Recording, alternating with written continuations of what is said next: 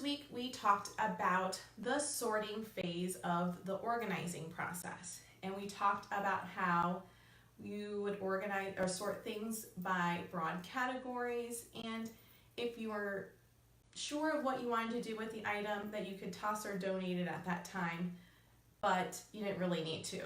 But today we are going to talk about that process, and it is what I believe to be the most important part of the organizing process is streamlining, deciding what to keep, what to get rid of. And so keeping it as simple as possible is really important.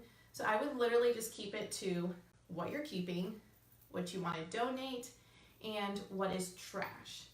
And keeping those three simple categories will make it easier to make decisions. Now, I believe in the power of being ready. So I would assume if you're starting an organizing project, it's because you're ready to get rid of things and you're ready to get control of things. But also recognize that this is such an important process that this might take a while. You might need to go through things a few times.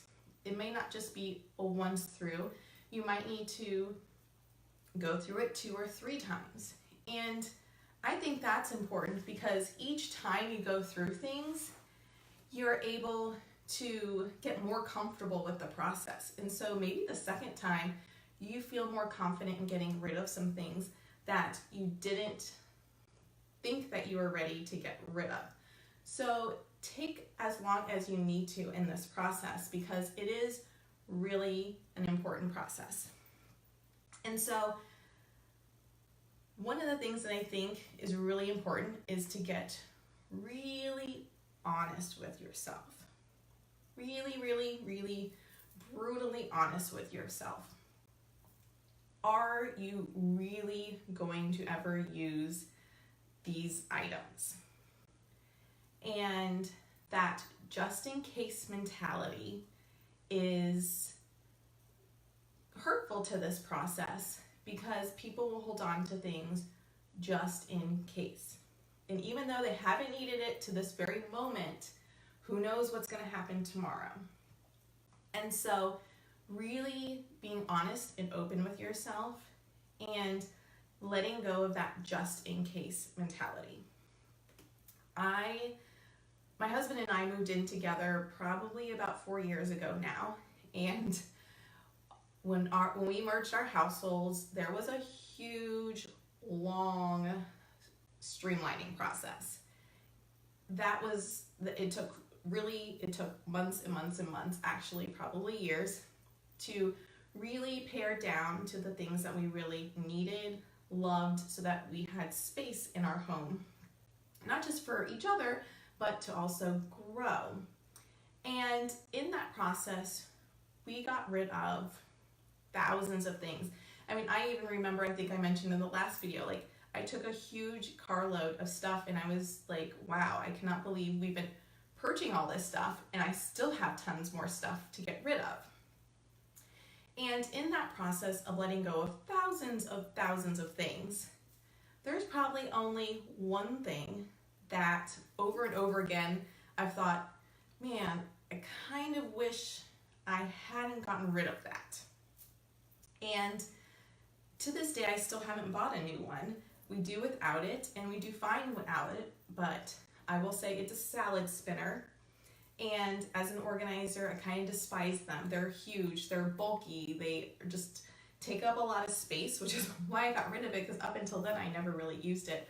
But I will be honest, there's probably multiple times a week, because we eat a lot more vegetables now, that it would actually be really helpful to have one. But we do without it. And so when you start to think in that just in case mentality, also think like worst case scenario. If I get rid of this and I really, really, really, really need it, can I borrow it from someone? Or is it really worth the investment in just buying a new one? And people might think that's a waste of money, but really the reality is the power of you getting rid of so much stuff, even if you might have to buy 1 or 2 things again later down the road, it's worth it because you've decluttered your home and in turn your mind, and you feel less stress, and therefore hopefully you're more productive in your day. So it's definitely worth getting rid of that just in case, and if down the road you need to buy a new one. But I'd almost promise you that the chances of you ever rebuying something is probably minimal compared to the amount of stuff you will get rid of. So I would really start with asking yourself, well, actually we'll go back to when we first started the sorting process, we talked about what your goals were for the space. And when you're going through stuff and deciding what stays and goes, think about your goal, and does keeping this item align with what you're doing with the space, what you want it to be like, what you want it to feel like, and also, does it add value to your life? And that's a really deep question, but it's really important.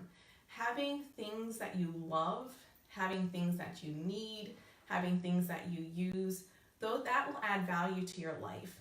But when you have a lot of clutter and things that are just taking up space, they're also taking up space in your mind, and they're taking up space in your heart. And I know everyone can relate to that because, we've all walked into a room and had a little bit of anxiety of like, oh my goodness, there's like a lot of stuff in this room.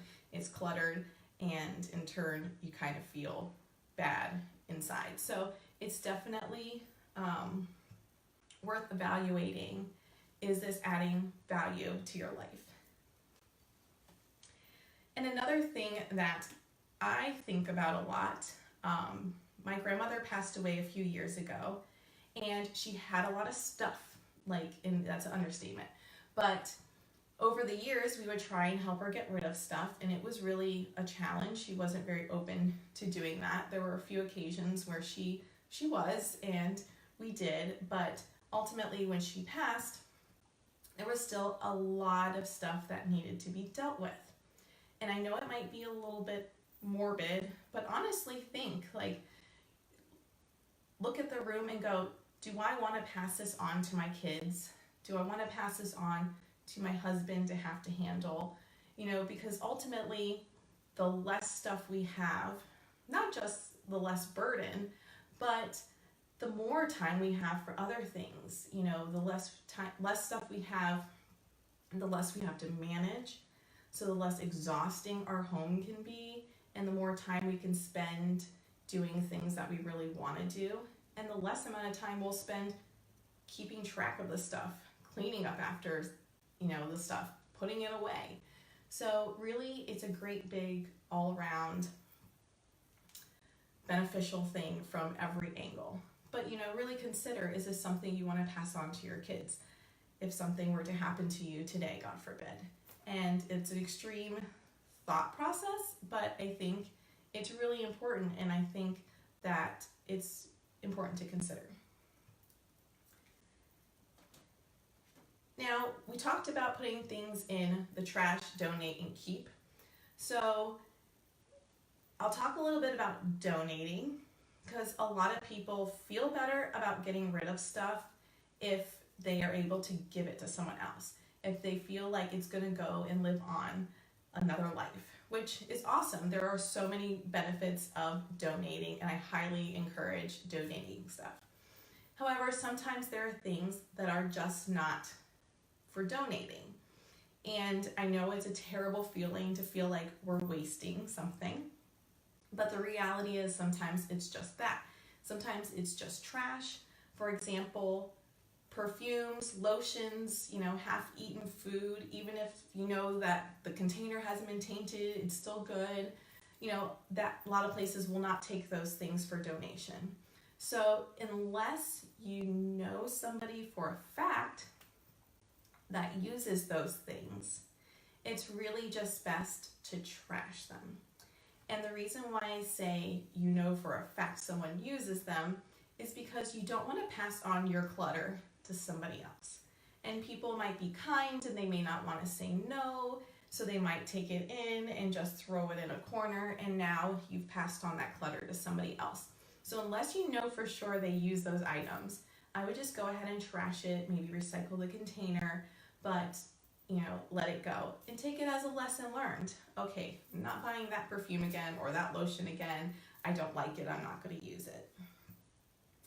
And another thing is sometimes people want to sell stuff, which is a great way to make money.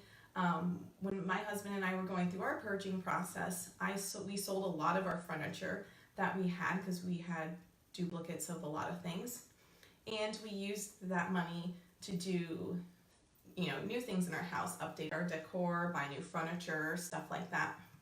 And so it can be worthwhile to sell items, but sometimes it's not, and sometimes it's not worth the time and effort to sell it if it's not really going to be valued that much. So you can even look online, Facebook Marketplace, Craigslist, couldn't think of the name, see what it's going for and how many items there are, and if there's a lot of postings of that particular item and they haven't been sold, then maybe it's not worthwhile. Maybe it's best to donate it. However, I will also say that when we were selling our furniture, it was really awesome. Like, it felt so good to know that our stuff was going to go on and be a part of another person's story. So we met a lot of really awesome people in that process. I had a whole guest room. Actually, the room we're in now was the guest room, and I had a complete furniture set that I sold to a lady who was in her mid-20s, had just got her very first apartment on her own, and that was going to be her furniture in her very first apartment. And it felt so good to be a part of a moment in a person's life that was a proud, big, huge milestone for them, to be able to give our stuff to her. Well, we didn't give it, but at a small price. She paid for our furniture and was able to furnish her home, and how much it meant to her to be able to have that. So it's really awesome to be able to give back and to be able to see that your stuff is going to go on to live its life like it deserves. So that is it for today. Next week we will talk about the creating systems. And so I will probably be sharing with you some of the systems that I have in my house in different areas. It will be real, what's the word? Like I say raw, that's not the word I'm looking for, but it'll be really honest. Some of the systems in my house, they are not beautiful, but they're functional and they work. And I think sometimes that's the most important thing. Of course, there are benefits to it looking good too, but I will be sharing some of those systems with you. And so I look forward to seeing you next week on our Facebook page. Have a great weekend.